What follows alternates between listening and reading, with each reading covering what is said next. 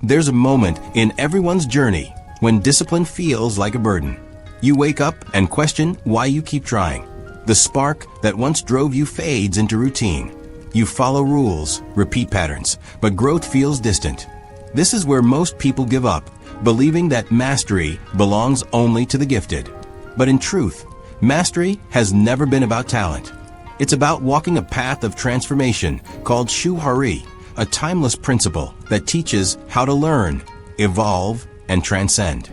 Welcome to today's journey into the Japanese way of building daily consistency through the Shu-Ha-Ri principle.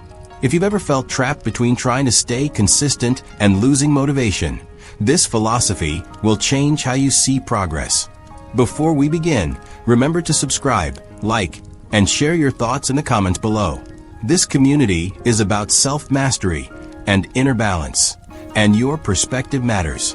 Chapter 1. Understanding the Shu-Ha-Ri path. At the heart of every discipline lies a cycle, a rhythm that shapes how humans grow. Shu-Ha-Ri is more than a teaching method. It is a universal truth about how we move from imitation to independence, from rules to fluidity, from effort to grace. It's the invisible structure behind every true path of mastery. The word itself carries deep symbolism. Shu means to protect or obey. It's the stage of learning where one follows the form completely, without question. The student repeats the basics until they become part of the body, part of the breath. Ha means to detach or break away. Here, the learner begins to question, explore, and experiment. The boundaries that once guided now become flexible. And finally, Ri means to transcend or leave. This is the point when the individual no longer needs rules. They embody the essence of what they learned. Their art, their skill, and their way of being become one. But Shu-Ha-Ri is not limited to martial arts, calligraphy, or traditional crafts. It mirrors the natural process of personal growth. Every human being walks through these three phases, whether learning to play an instrument, build a business, or master their emotions. The tragedy is that most never go beyond the first. In the Shu stage, we crave structure. We want certainty. We follow what others say because it gives us stability. And that's not weakness, it's wisdom. Every great journey starts with humility, not freedom. By submitting to structure, we build the foundation of strength. This is the stage where we learn discipline, patience, and respect for process. But the danger lies in mistaking Shu for the destination. Many cling to this stage for too long. They become rigid, mechanical, unable to adapt. They follow the rules without understanding their essence. True mastery demands that one moves beyond. That's where Ha begins. In Ha, the learner starts to bend the form without breaking its essence. This is not rebellion for its own sake. It's evolution. You begin to see why the rules existed and where they limit your growth. This stage demands courage because it means stepping away from certainty. You must trust your inner rhythm, your intuition, your sense of timing. It's the painful transition from dependency to freedom. Most people never realize that Ha is the most uncomfortable phase. It's filled with self-doubt and confusion. You question everything, your teachers, your methods, even yourself. But this discomfort is sacred. It means you're no longer a follower. You're becoming a thinker, a creator, a master in the making. Then comes Ri, the highest stage. Paradoxically, it looks effortless. There's no struggle, no overthinking, no pretense. The person who reaches Ri doesn't abandon the fundamentals. They embody them so deeply that they move beyond them. Like water taking the shape of any vessel, they flow through challenges naturally. At Ri, discipline becomes freedom. You act with complete awareness, yet without conscious effort. Your mind and body move as one. It's the state where an artist's brush flows without pause, where a musician's hands dance across the instrument as if guided by instinct. But that instinct is not random. It's the culmination of thousands of deliberate repetitions, each mistake transforming into understanding. Shu-Ha-Ri is a circle, not a ladder. When you reach Ri, you return to Shu, but with deeper awareness. You begin again, not as a beginner, but as someone who now sees the depth in simplicity. The master who has transcended the form still bows before the basics, knowing they hold infinite meaning. Think of it as breathing. Inhale, hold, exhale. Shu-Ha-Ri. You learn, adapt, transcend. Then you begin again. Every cycle takes you closer to truth. Every repetition strips away ego until only clarity remains. The beauty of this path lies in its rhythm. It acknowledges that growth is not a straight line. There are moments of obedience, rebellion, and release. Times to follow, times to question, and times to simply be. This pattern exists everywhere. In nature, in art, in the evolution of the self. Consider how a child learns to speak. At first, they imitate words, shu. Then they experiment with phrases and expressions, ha. Eventually, they speak with fluid confidence, expressing emotion effortlessly, ri. This is Shu-Ha-Ri in motion, an unbroken flow from imitation to mastery. In work, relationships, or personal discipline, the same principle applies. We start by following models. We mimic routines and strategies that others have proven. But over time, what was borrowed becomes our own. The structure dissolves, leaving behind the essence. That is the point of Ri, not to reject structure, but to embody it fully and let it dissolve naturally. Many people get trapped in the illusion of mastery because they confuse knowledge with wisdom. Knowledge lives in the mind. It's the memorization of rules. Wisdom, however, lives in the heart. It's understanding without effort. Shu-Ha-Ri transforms knowledge into wisdom. It takes what you know and turns it into what you are. The truth of Shu-Ha-Ri also applies to emotional mastery. When learning to control anger or fear, the process is the same. First, you follow techniques: deep breathing, mindfulness, restraint. Then, you adapt, finding what works for your nature. Finally, you transcend, where calm is no longer something you practice, but something you are.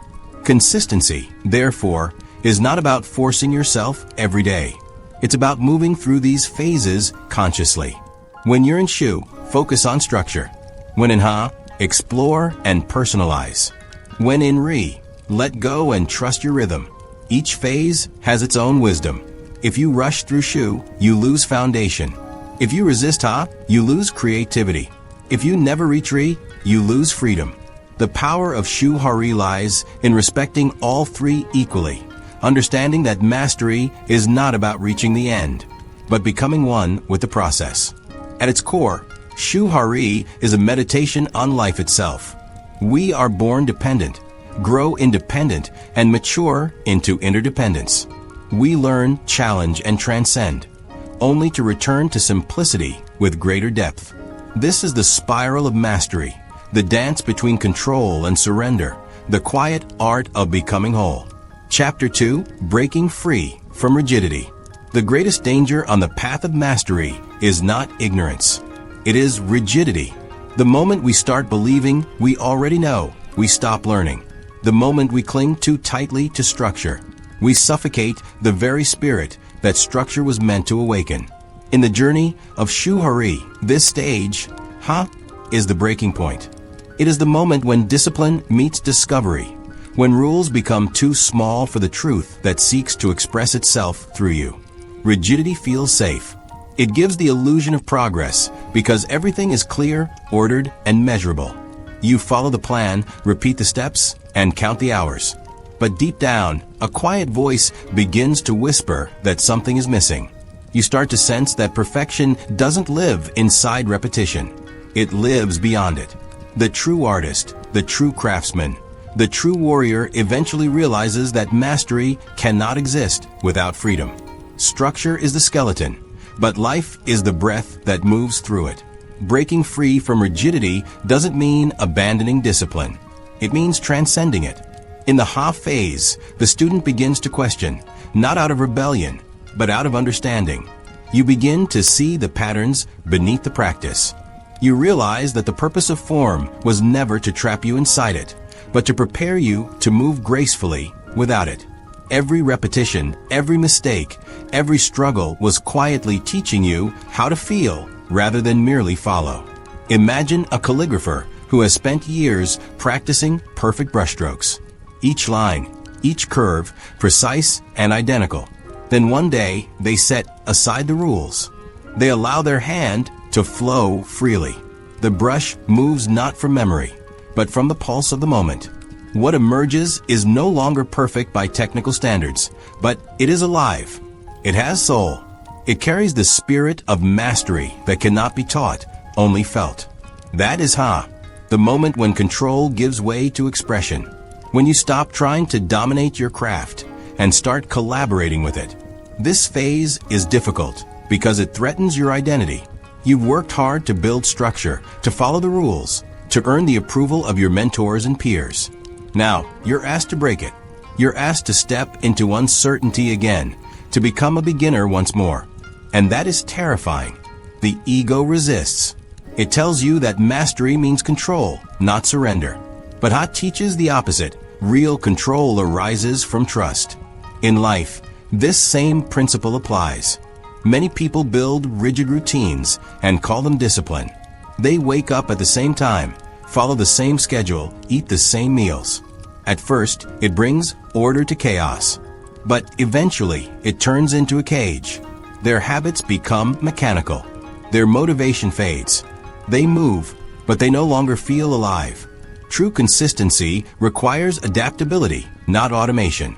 To evolve, we must learn to bend without breaking, to adjust the rhythm of our discipline without losing its essence.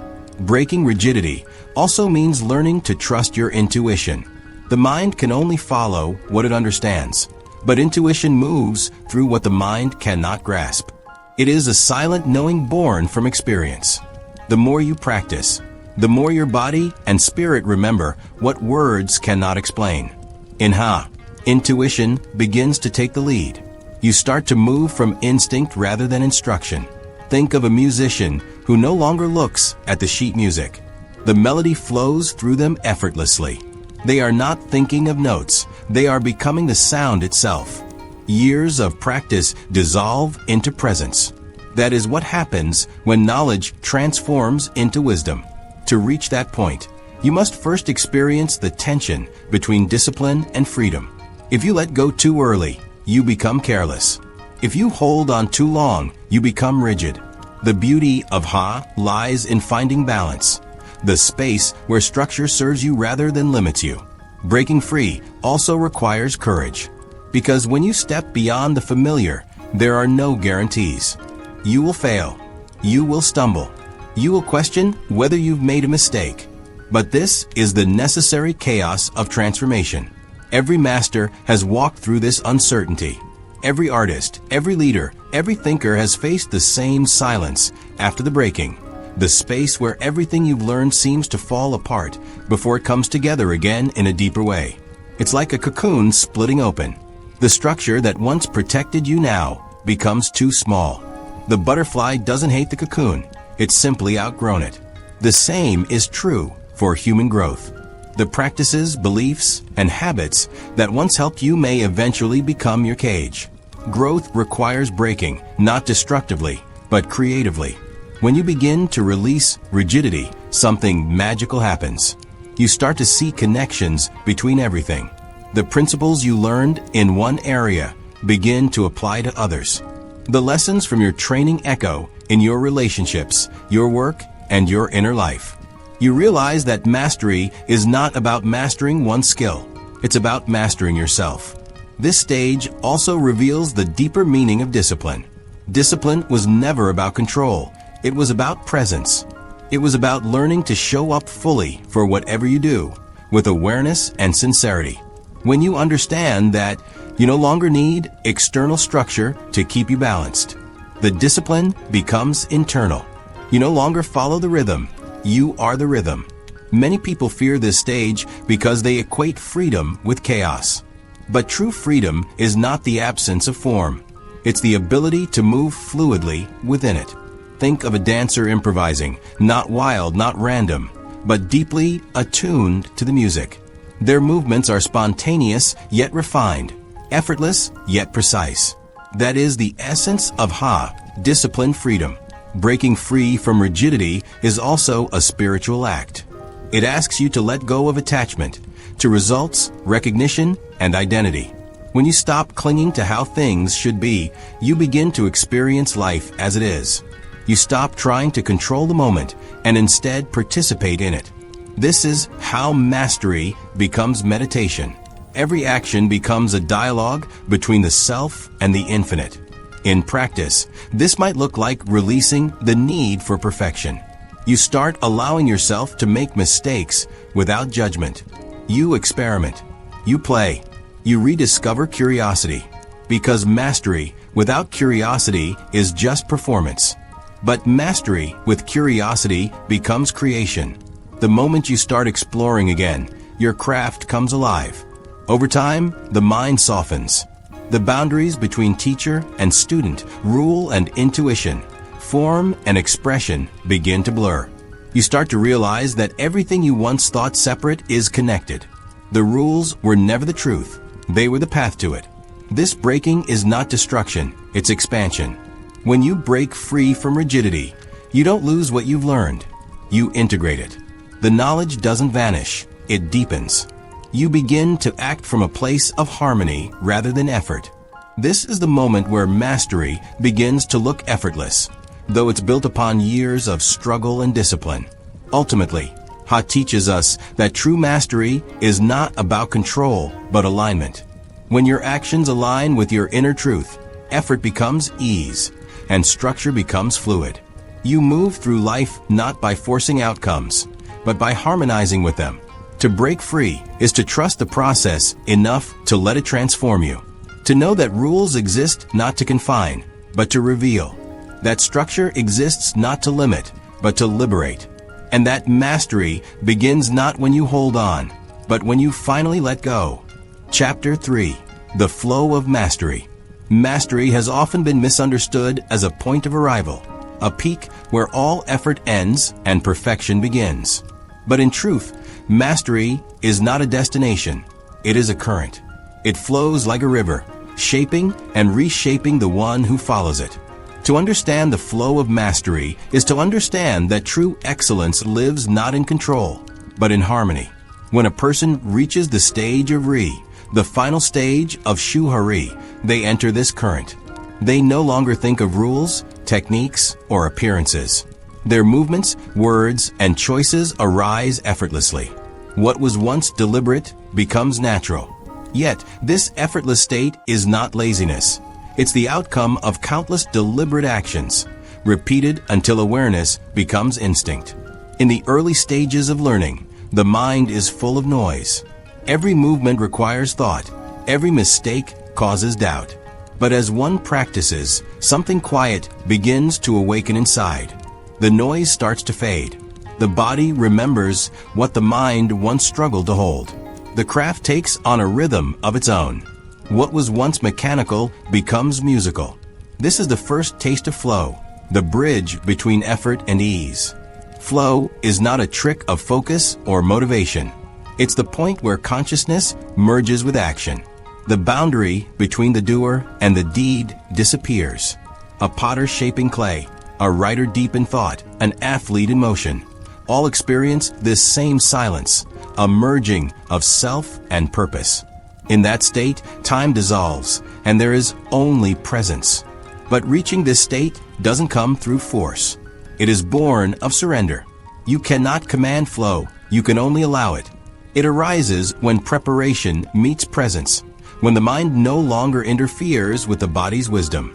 And that is why Shu-Ha-Ri is so essential. It builds a foundation that allows flow to exist. Without the discipline of Shu, the courage of Ha, and the freedom of Ri, flow remains unreachable. In the Shu phase, the student learns control.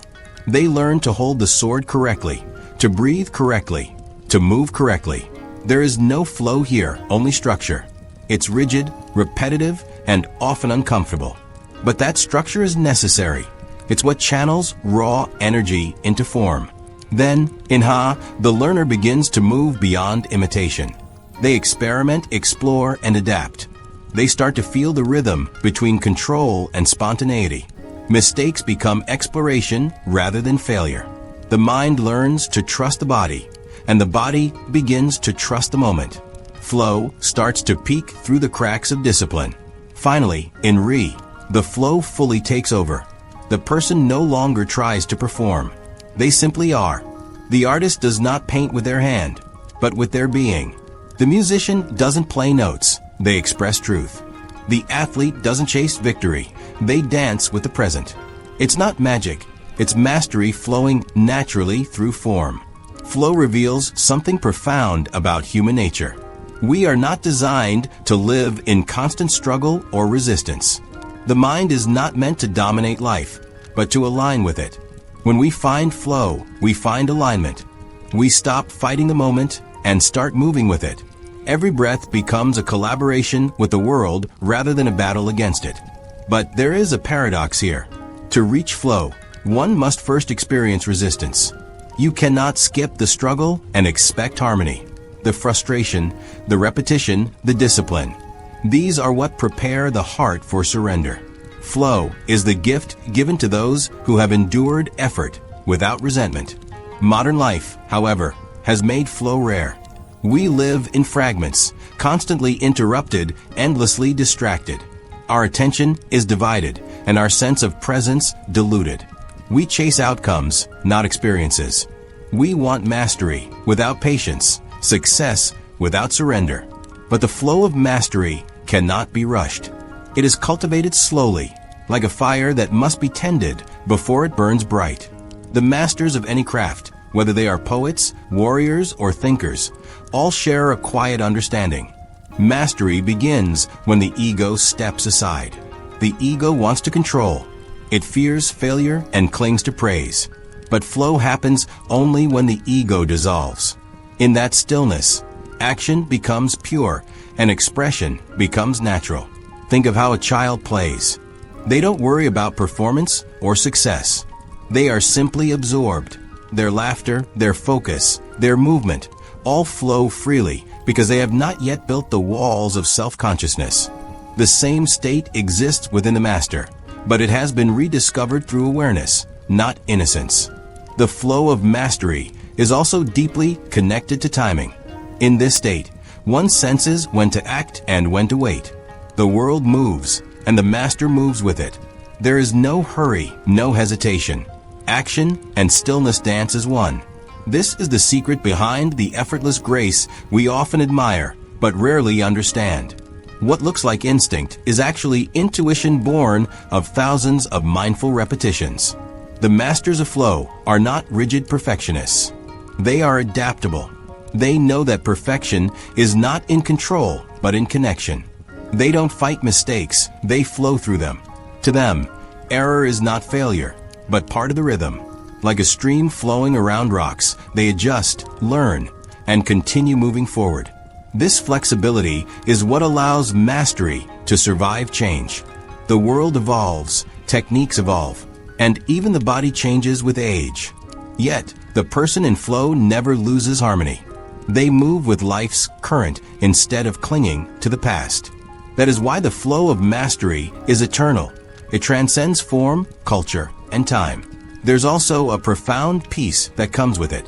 When you live in flow, anxiety fades. You stop worrying about results and start living in the process. Each moment feels enough. You work not to achieve, but to express. And, ironically, it is in that state that you achieve the most.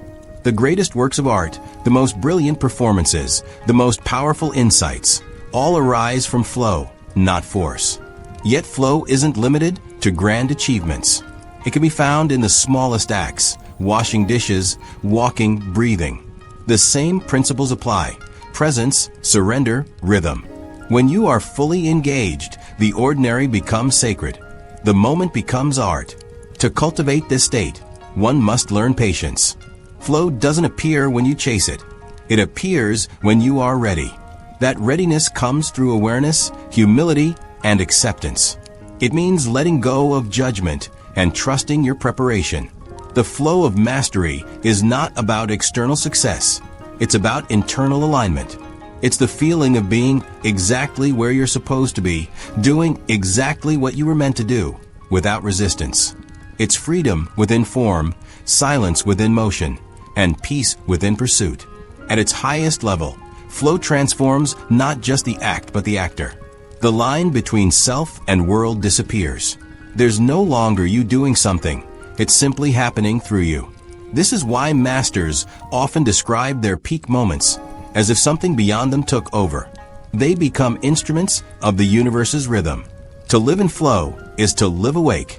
It's to recognize that mastery is not about dominance over your craft, but harmony with it. You don't impose will upon the world. You move with its current. And when you live this way, everything changes. Work becomes meditation. Struggle becomes rhythm. Life itself becomes an art. The flow of mastery, then, is the return to simplicity.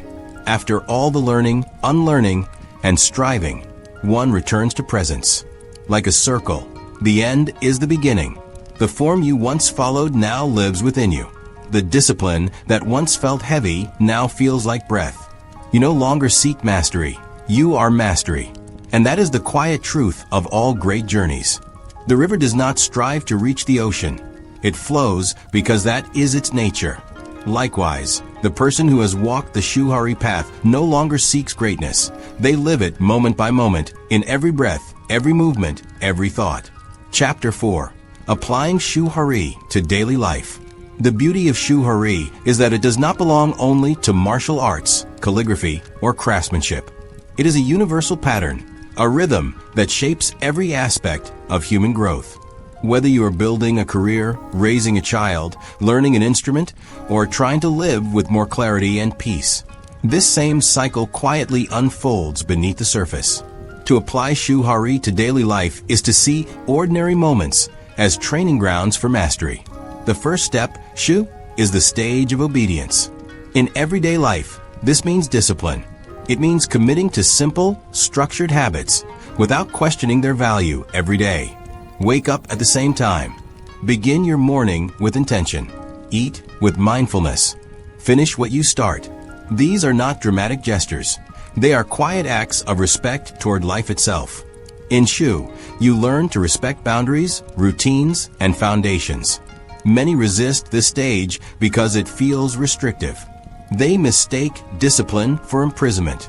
But structure is not a cage, it is a vessel. It holds your energy so that it can be directed with purpose. Without form, potential leaks away like water from an unsealed jar. Imagine someone learning meditation. In the beginning, they might sit uncomfortably, their thoughts wandering, their body restless.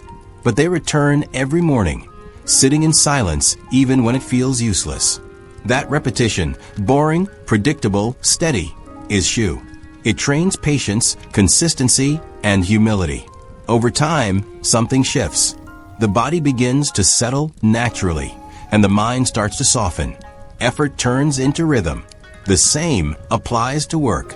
At first, you must show up, follow the process, learn from others, and respect those who came before you. Ego often rebels at this idea. It wants originality before understanding. But true originality grows from mastery, not rebellion. To master anything, you must first serve it. Then comes Ha, the breaking stage. This is where life asks for flexibility. Once you've built a foundation, you must learn when to bend it. Ha is where creativity blooms. You start to adapt what you've learned, make it your own, and see beyond the rules. In daily life, this means questioning habits that no longer serve you, exploring new perspectives, and trusting your intuition. But Ha is not reckless. It's not about abandoning discipline. It's about breathing life into it. A musician at Ha might improvise on stage, drawing from experience rather than notes. A writer might break grammatical rules for rhythm or emotion. A leader might deviate from procedure to serve people better. This stage invites transformation. It teaches that wisdom lives not in rigid control, but in conscious freedom. In Ha, you also learn that mastery is not about doing more. It's about doing what matters. Simplicity becomes powerful because every action is intentional. You no longer act out of habit or obligation, but from clarity. You move beyond imitation and into integration.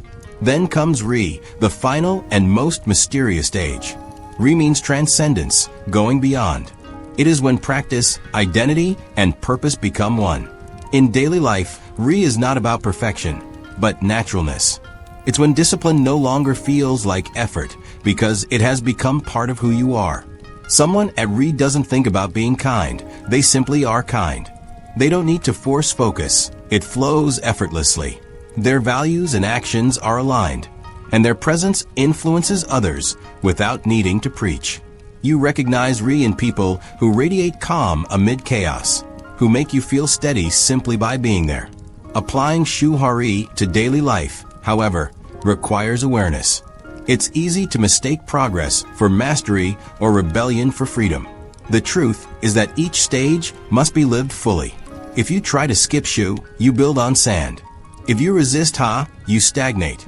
If you never surrender to Ri, you remain trapped by effort. One of the most practical ways to live this philosophy is to treat every challenge as a reflection of one of these stages. For instance, when you find yourself struggling with discipline, remind yourself that you're in Shu. Return to structure. When you feel stuck or uninspired, perhaps you're ready for Ha, to experiment and evolve. When things start to flow effortlessly, trust Ri, the natural intelligence you've cultivated through effort. In relationships, Shu-Ha-Ri also applies. At first, you learn the fundamentals of love: listening, patience, respect. You follow what others have modeled for you. Then, as the relationship matures, you discover your own rhythm, your unique way of expressing care. Finally, love becomes effortless, not because it is easy, but because it has become part of your being. The same process governs personal growth. You begin by following external guidance, books, mentors, traditions. Over time, you begin to think for yourself, to trust your intuition. Eventually, you no longer need external validation. Wisdom flows from within. That is the evolution from Shu to Ha to Ri. Another important aspect of applying this philosophy is patience. Each stage takes time.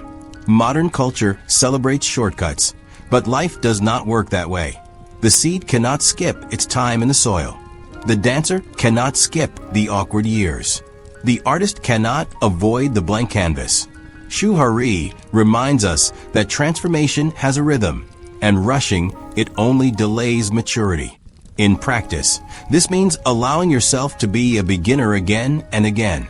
Even when you master one area of life, you'll find yourself starting from Shu in another. Life is a cycle of learning, breaking, and transcending. Each repetition deepens your understanding. One of the greatest challenges of daily life is inconsistency. People begin projects with passion, but lose energy when results don't appear quickly. Shu-Ha-Ri offers a remedy for this. It teaches that true growth is invisible at first. The roots grow before the tree emerges. The progress you can't see often matters more than the progress you can measure. Applying Shu-Ha-Ri also reshapes how we see failure. In Shu, failure teaches humility. In Ha, it teaches adaptability. In Ri, it becomes irrelevant, because the person has learned to flow beyond judgment.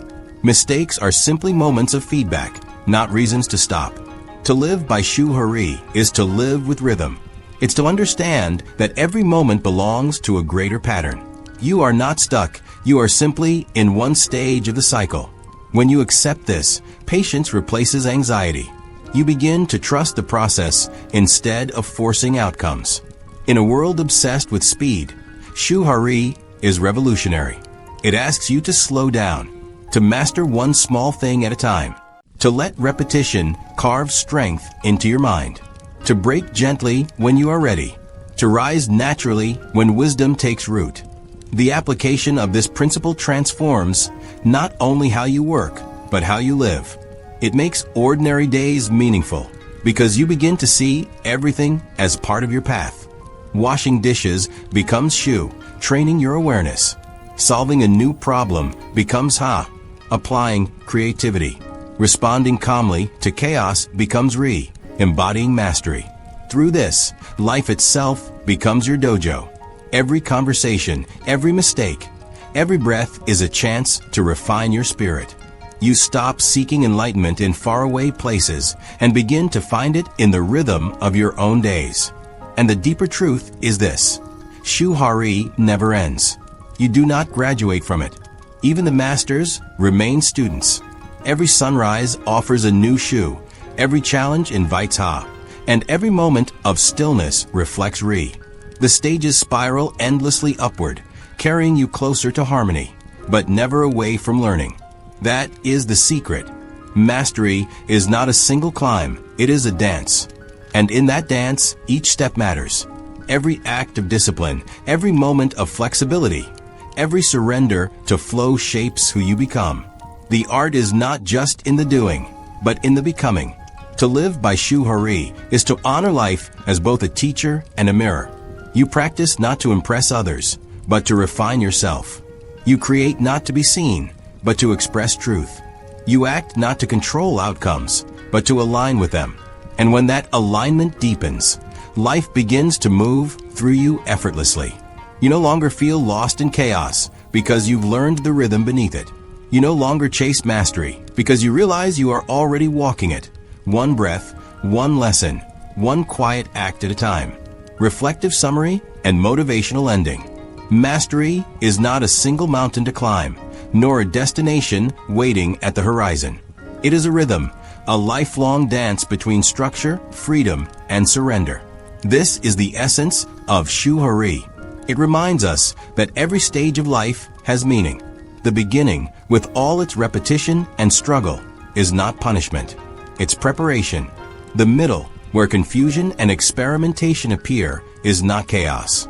It's creativity. And the later stage, where effort transforms into flow, is not the end. It's the beginning of a deeper awareness. Shu-Ha-Ri teaches you that consistency is not about perfection.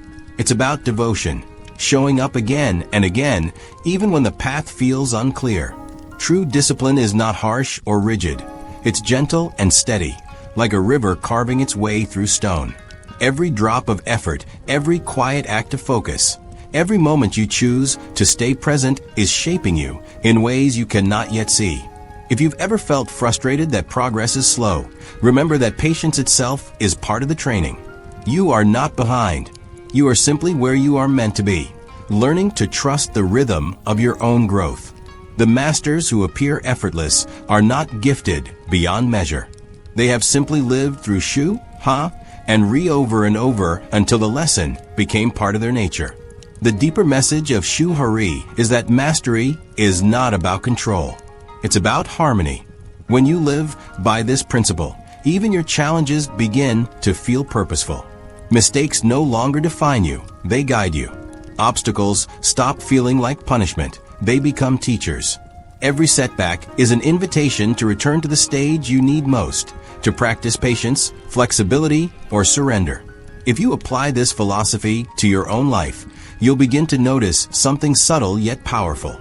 Your days become lighter. You stop rushing through them.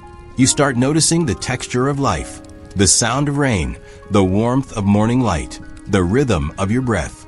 Consistency turns into calmness, and effort transforms into peace. Shu-Ha-Ri doesn't ask you to be perfect. It asks you to keep learning, to approach every day as a student of life, to treat even the smallest action as a step toward mastery. Because in truth, mastery is not something you achieve. It is something you become. And as you walk your path, building habits, creating art, raising families, or simply trying to understand yourself, remember that every act of sincere effort matters. Every time you return to your practice, even when it's hard, you are strengthening the foundation of your Shu. Every time you question old patterns and adapt, you are entering Ha. And every time you lose yourself in what you do, when it feels effortless, honest, and alive, you are touching Ri. That is the cycle of growth. That is the quiet power of daily consistency. You do not need to rush. You do not need to prove anything. You only need to continue, to keep refining, keep improving, keep returning. So as you finish this reflection, take a breath. Look at where you are, not with judgment, but with gratitude. Every step has brought you closer to balance. Every effort has shaped the person you are becoming. And perhaps that is the true mastery, not in controlling life, but in flowing with it. If this message resonates with you, take a moment to share your thoughts below. What part of Shu-Ha-Ri speaks to you most? How will you apply it in your own life? And if you found meaning here, make sure to subscribe, leave a like, and share this with someone who might need a reminder that patience and practice are not weaknesses. They are the quiet strength of transformation. Because in the end, consistency is not about what you do every day. It's about who you become through what you do every day.